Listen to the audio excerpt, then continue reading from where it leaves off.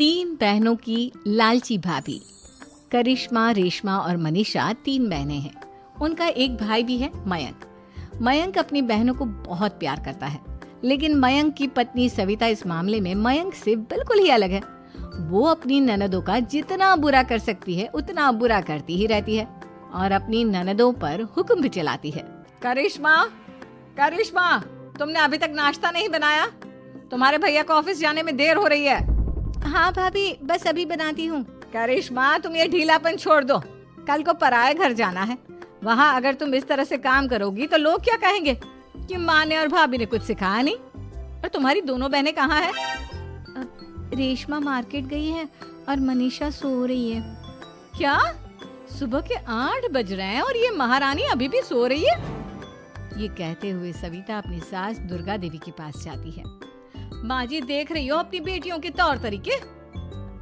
क्या हुआ बहू, सुबह सुबह क्या कर दिया मेरी बेटियों ने? अरे एक तो अभी अभी उठकर किचन में गई है, दूसरी सुबह सुबह बाहर चली गई और तीसरी अभी तक सो रही है। क्या करूं मैं इन तीनों का, मैं तो परेशान हो गई हूँ। जा जाकर उठा उसे और रेशमा से मैं बात करती हूँ। सविता सीधा मनीषा के कमरे में जाती है और उससे कहती है, महारानी जल्दी उठो, सूरज सर पर आ गया है। भाभी थोड़ी देर और सोने दो ना, मैं रात को लेट सोई थी। वो क्या ना, यूनिट टेस्ट चल रहे हैं। शराफत से उठती है या नहीं, या फिर पानी की भरी बाल्टी डालूं तेरे ऊपर? नहीं नहीं भाभी, मुझे बिस्तर में नहीं नहाना, उठती हूँ मैं। मनीषा जल्दी से उठकर बाथरूम में चली जाती है। सभी आराम से बैठकर नाश्ता कर रहे होते कि तभी रेशमा बाजार से हाथ में सामान लिए आ जाती है। रेशमा को देखते ही सविता उस पर बरस पड़ती है।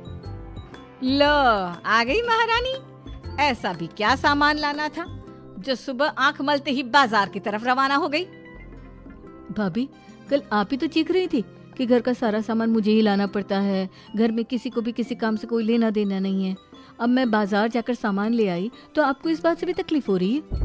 देख रही हो माँ जी, अपनी बेटी की जुबान कैंची से भी तेज चलती है।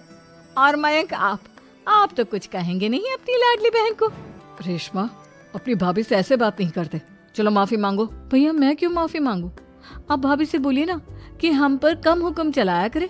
हम इस घर की बेटियां हैं और आपकी पत्नी की ननद है, नौकरानी नहीं। लो कर लो बात। इनकी भलाई के लिए कुछ भी बोलो तो इन्हें बुरा लग जाता है।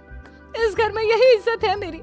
देख लो माँ जी, आपकी बेटी किस लहजे में मुझसे बात कर रही है। सविता वहाँ से चली जाती है। मयंक को बहुत गुस्सा आता है, वो भी वहाँ से चला जाता है। फिर करिश्मा रेशमा को समझाती है। रेशमा, तुम्हें भाभी से माफी मांग लेनी चाहिए थी ना। लेकिन दीदी, मैंने कुछ किया ही नहीं, तो मैं माफी क्यों मांगू? हाँ करिश्मा दीदी, रेशमा दीदी जैसे ही घर में आई भाभी ही उन पर चिल्ला रही थी। हाँ, मैं मानती हूँ कि गलती भाभी की थी। मैं तो इसलिए बोल रही हूँ कि भाभी ने माँ को तो पूरी तरह अपने वश में कर लिया है। वो हमारी बात सुनती ही नहीं। मयंक भैया हमारे लिए हमेशा खड़े रहते हैं, इसलिए उनकी बात का मान तो तुम्हें रखना चाहिए था ना। कोई फायदा नहीं दीदी, कुछ दिनों की बात और है, भाभी उन्हें भी हमारे खिलाफ भड़का देंगी। फिर वो भी माँ की तरह हमारी किसी बात का विश्वास नहीं करेंगे। इसी तरह सविता अपनी तीनों ननदों को किसी न किसी बात पर परेशान करती रहती थी। एक दिन मयंक अपनी तीनों बहनों के लिए गिफ्ट लाया। क्या रेशमा, ये तुम्हारे लिए हार का सेट। रेशमा, तुम्हारे लिए सुंदर सी ड्रेस। और मनीषा, तुम्हें किताबें पसंद है ना, तुम्हारे लिए किताबें लाया हूँ। थैंक यू भैया। थैंक यू भैया। थैंक यू भैया। करिश्मा, तुम्हारा नेकलेस कितना सुंदर है। ये भैया कहाँ से ले आए होंगे? मैंने भैया को 3 दिन पहले फोन पर ये डिजाइन दिखाया था और आज भैया ये ले आए। सविता तो अपनी ननदों के गिफ्ट्स देखकर जल गई और करिश्मा का नेकलेस तो उसे भी बहुत पसंद आया था। अपनी बहनों के लिए कितना अच्छा नेकलेस लेकर आए हैं, मुझे कभी कोई गिफ्ट नहीं दिया। मैं आज ही ये हार चुरा लूंगी। रात में सविता करिश्मा का हार चुरा लेती है और इसी तरह उसे अपनी ननदों की जो भी चीज अच्छी लगती वो उसे मांगती नहीं, बल्कि रात के अंधेरे में चुरा लेती। इसी तरह दिन बीतते गए और सविता ने मयंक के दिल में भी उसकी बहनों के लिए नफरत पैदा कर दी। एक दिन मयंक ने करिश्मा और रेशमा के लिए रिश्ता देखा और ये बात उसने घर में सबको बताई। माँ, करिश्मा और रेशमा के लिए बहुत अच्छा रिश्ता आया है। वो लोग कल इन्हें देखने आ रहे हैं। आप और सविता मिलकर सारी तैयारी कर लेना।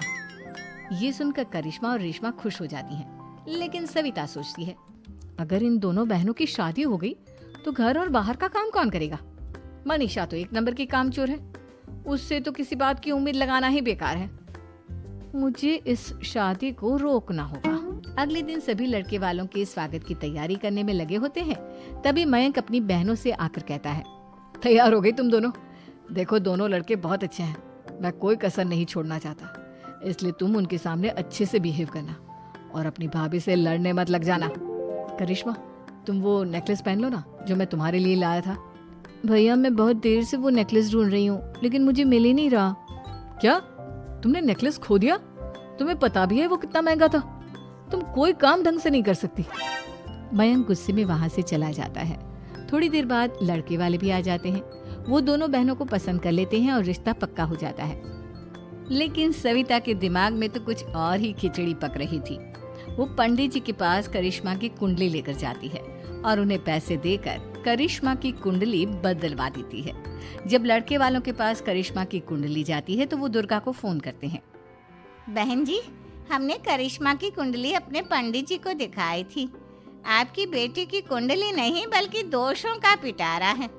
देखिए, मैं और मेरे पति इन सब बातों में बहुत विश्वास करते हैं, इसलिए हम आपकी बेटी से अपने बेटे की शादी नहीं करा सकते। इस तरह करिश्मा का रिश्ता टूट जाता है और सभी घर वालों को बहुत दुख होता है। अब कविता सोचती है, चलो करिश्मा का तो रिश्ता टूट गया, अब रेशमा का भी रिश्ता तोड़ना है। क्या करूं? अब सविता आवाज बदलकर किसी अननोन नंबर से रेशमा के होने वाले ससुराल में फोन करती है। हेलो, मैं कौन हूँ कौन नहीं ये आपके लिए जानना जरूरी नहीं। बस इतना सुन लो कि रेशमा का 2 साल से किसी के साथ अफेयर चल रहा है। बस रेशमा का रिश्ता तोड़वाने के लिए सविता का इतना कहना काफी था। अब रेशमा का भी रिश्ता टूट गया। मयंक और दुर्गा देवी ने रेशमा को खूब खरी खोटी सुनाई और उससे बार बार उस लड़के के बारे में पूछने लगी। आप दोनों मुझे क्यों परेशान कर रहे हो? अरे कोई लड़का होगा मेरी लाइफ में तो मैं बताऊंगी ना, जब कोई है ही नहीं तो कहाँ से लाऊं मैं कोई लड़का? तो तेरे होने वाले ससुराल वालों को फोन किसने किया था? माँ मैं नहीं जानती किसने फोन किया था, मैं सच कह रही हूँ। मैं तो पहले ही कह रही थी इसकी लगाम खींच कर रखो, लेकिन मेरी सुनता ही कौन है। आप चुप रहिए भाभी, ये सब आपका ही किया धरा है। अब तीनों बहनों को विश्वास हो जाता है कि ये सब उनकी भाभी ही कर रही है। तीनों बहनें अपनी भाभी को सबक सिखाने के लिए एक वकील कर लेती है और घर में हिस्सा मांगना। देखो भैया, माँ बाप की जायदाद में जितना बेटों का हक होता है उतना ही बेटियों का, इसलिए इस घर के 4 हिस्से होंगे और हमें अपना हिस्सा चाहिए। मैंने तुम्हारे लिए क्या क्या नहीं किया और तुम इस घर में हिस्सा मांग रही हो? भैया, आप और माँ हम बहनों की कोई बात नहीं सुनते हो और भाभी हमारी शादी नहीं होने देगी क्योंकि उन्हें लगता है कि आप हमारी शादी में ज्यादा पैसा लगाओगे और उन्हें हम जैसी फ्री की नौकरानी कहाँ मिलेगी। तो हम भाभी के साथ तो रह नहीं सकते, हम बहनों को अपना हिस्सा चाहिए। अरे तुम्हें शर्म आनी चाहिए अपने भाभी पर ऐसा इल्जाम लगाते हुए। वो तुम्हारे बारे में कितना सोचती है। हाँ माँ, भाभी हमारे बारे में बहुत सोचती है। दिन रात बस यही सोचती रहती है कि किस तरह से अपनी तीनों ननदों को परेशान करूं और कभी मुझे पढ़ने भी नहीं देती। दोनों बहनों का रिश्ता भी तो इन्होंने ही तोड़वाया है और रात में हमारे कमरे में आकर हमारी चीजें भी चुराती हैं। इसी तरह सविता की तीनों ननदें अपनी बात पर अड़ी रही। अब कोर्ट में तारीख भी शुरू हो गई। जब सविता को लगा कि उसकी तीनों ननद इतनी आसानी से नहीं मानने वाली, तो उसने अपने पति और सास को सारी सच्चाई बता दी और अपनी तीनों ननद से माफी मांगी। मयंक और दुर्गा को भी अपनी गलती का एहसास हो गया। अब सविता खुद करिश्मा और रेशमा के लिए अच्छा रिश्ता ढूंढती है और उनकी शादी करवाती है।